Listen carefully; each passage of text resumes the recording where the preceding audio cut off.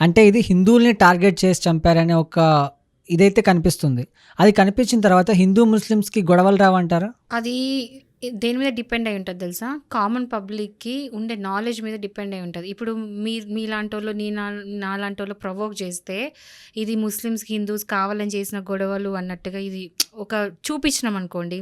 ఇప్పుడు ఈ సీన్స్ ఏవైతే జరిగినాయో మనం విజువల్స్ చూస్తున్నాం, అన్నీ చూస్తున్నాం. ఎవడు ఎట్లా తీసుకుంటాడో ఎవడికి తెలీదు.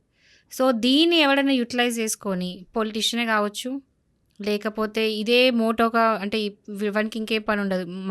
మతపరమైన భేదాలు రెచ్చగొట్టే వాళ్ళే ఉంటారు చూడు. వాడైనా ఎవడైనా సరే వచ్చి పబ్లిక్‌లో ఎగ్జాంపుల్ వక్ఫ్ బోర్డ్ చూసుకుందాం.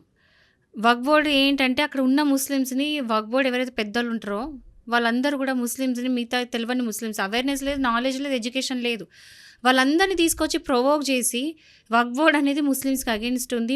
మన రైట్స్ అన్నీ మనం కోల్పోతున్నాం. వక్ఫ్ బోర్డ్ బిల్ వచ్చినందువల్ల మనకసలు మతపరమైన ఇది వాల్యూ లేదు, రెస్పెక్ట్ చేస్తలేరు అని చెప్పేసి ప్రొవోక్ చేస్తే అక్కడ ఎంతమంది ముస్లిమ్స్ వచ్చి సపోర్ట్ చేసిండ్రో చూసినాం. సో, ఇట్లా రెచ్చగొట్టే వాళ్ళు ఉన్నంత కాలం రెచ్చిపోతారు. ఎవ్వరు కూడా రెచ్చగొట్టద్దు. ఎట్లయితే డివైడ్ అండ్ రూల్ అని చేద్దామని చెప్పేసి ఎవరైతే ఈ అటాకర్స్ చేసిండ్రో, ఈ టెర్రరిస్ట్ చేసిండ్రో అది అయ్యేటట్టు ఉండొద్దు. అంటే జనాలు తెలుసుకోవాలి. వాళ్ళేదో చేస్తున్నారని చెప్పేసి మనం రెచ్చగొట్టుకొని, మనం రెచ్చిపోయి తోటి హిందువులు వెళ్ళి ముస్లిమ్స్ మీద కొట్లాడడం, ముస్లిమ్స్ వచ్చి హిందూస్ మీద కొట్లాడడం అలా చేయొద్దు. ఎగ్జాంపుల్ ఇప్పుడు ఈరోజు ఎమ్మెల్యే మాట్లాడినట్టు. అంటే అవుట్ రైట్‌గా పాకిస్తాన్‌కి సపోర్ట్ చేసి మాట్లాడడము ఇవన్నీ కరెక్ట్ కాదు.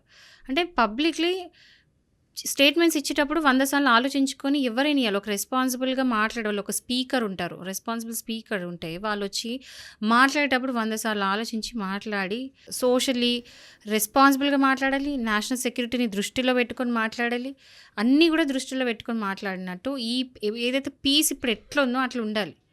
సో, వక్ఫ్ బోర్డ్ బిల్లా, లేకపోతే ఈ అటాకా, లేకపోతే ఆర్టికల్ 370 ఏదైనా సరే ఏది కూడా రెచ్చగొట్టే విధంగా ఉండకూడదు. జనాలు రెచ్చగొట్టద్దు. ఒకవేళ జనాలు రెచ్చగొట్టినా కూడా ఎవరైతే టార్గెట్ చేసి అంటే కావాల్చుకొని ఏమంటారు ఇంటెన్షనల్గా చేస్తారు చూడండి, ప్రజలు దానికి వంగొద్దు. ప్రజలు తెలుసుకోండి, అట్లాంటి ఏం లేవు.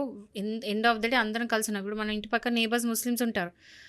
వాళ్ళేమైనా మనకు శత్రువులా? కాదు కదా. పాకిస్తాన్ శత్రువులు. ఎవరు శత్రువులు అంటే ఈ టెర్రరిస్టులు శత్రువులు. ఎవరైతే మతపరంగా మతము అని ఒక ముసుగులో ఉండి అంటే మనుషులను చంపాలి అనుకున్నారు చూడు, వాళ్ళు మన శత్రువులు. అందరు ముస్లిమ్స్ మన శత్రువులు కాదు. ఎవరైతే హిందూస్కి అగెయిన్స్ట్ ఉన్నారో వాళ్ళు మాత్రమే శత్రువులు. అంటే ఇండియాలో వక్ఫ్ బోర్డ్ బిల్లు ప్రకటించారు, దీనివల్ల ముస్లిమ్స్‌కి నష్టం ఉందని పాకిస్తాన్ సోషల్ మీడియాలో ప్రచారం జరిగింది. అంటే దాని తర్వాత ఈ ఉగ్రవాద దాడి జరిగింది. ఇది కూడా వన్ ఆఫ్ ద రీజన్ అని అనుకోవచ్చా? సో, అది అవ్వచ్చు, అవ్వకపోవచ్చు. నేనేం జ్యోతిష్యం చెప్పలేను కదా, నాకు తెలీదు కదా. పాకిస్తాన్‌కి ఉన్న పని ఏంటి? ఇక్కడ ఉన్న పీస్‌ని నాశనం చెయ్యాలి. హిందూస్‌ని, ముస్లిమ్స్‌ని విడదీయాలి. హిందూస్, ముస్లిమ్స్ కొట్లాడుకోవాలి. ఈ దేశమంతా ఈ గొడవలో కొట్టుకుంటుంటే నేనెళ్ళి కాశ్మీర్ నేను తీసుకుంటా. వాళ్ళ దృష్టి అంతా కాశ్మీర్ మీదనే, కొట్లాటంతా కాశ్మీర్ వరకే. సో, వాళ్ళకున్న మెయిన్ ధ్యేయమే అది. మన పాలిటిక్స్‌లో వాళ్ళెవరు ఇన్వాల్వ్ కావడానికి? ఎవడైనా పోయి పాకిస్తాన్‌లో ఏమైందని ఎవరికైనా తెలుసా ఇక్కడ? పాకిస్తాన్‌లో ఏమైతున్నాయి ఇంటర్నల్ అఫైర్స్ ఎవరికి తెలుసు? ఎవరు తెలీదు. మరి మనకు జరిగేటివన్నీ అక్కడ ఏం తెలుస్తున్నాయి? వాళ్ళెందుకు మాట్లాడుతున్నారు? ఓకే, మాట్లాడుకుంటే మీకు నాకెందుకు? పాకిస్తాన్‌లో ఎవడో గొట్టంగాడు ఏదో మాట్లాడితే మనకెందుకండి? మనకు అవసరం లేదు అది. వాళ్ళు 100 మాట్లాడుకుంటారు. ఇండియాలో ఏం జరుగుతున్నది అనేది మనకి ఇంపార్టెంట్, సింపుల్గా చెప్పాలంటే. సో, ఇండియాలో ఏం మాట్లాడుకుంటున్నారు, ఇండియాలో ఏం జరుగుతుంది, ఏం అటాక్ అయింది, ఎంతమంది నష్టపోయినారు, నెక్స్ట్ ఏంటి, ఇట్లాంటి రిపీట్ కాకుండా ఉండడానికి ఏం చేయాలి, ఇలాంటివి మన ప్రయారిటీ, అవి మన టాపిక్స్ ఉండాలి. Okay madam, thank you.